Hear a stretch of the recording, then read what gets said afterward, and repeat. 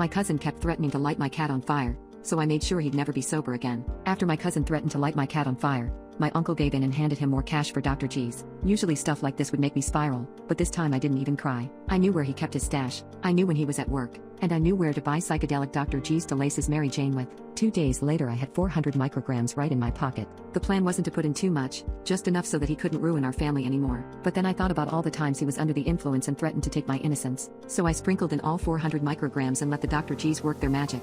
At around 11 p.m. I heard him retch into the toilet bowl, before going into his room and mumbling more nonsense than Kamala Harris in a live interview. I stayed up all night, listening to him go through what sounded like the 5 stages of grief, but I knew things had gotten really good when I saw him punch his mirror. The next morning, his pupils were still blown wide and his face was almost dripping in sweat. Almost 72 hours later, he came into my room and instead of trashing it, he apologized. I didn't even have time to respond, because he left straight after. Ever since then, I can hear him hyperventilating every night, and this one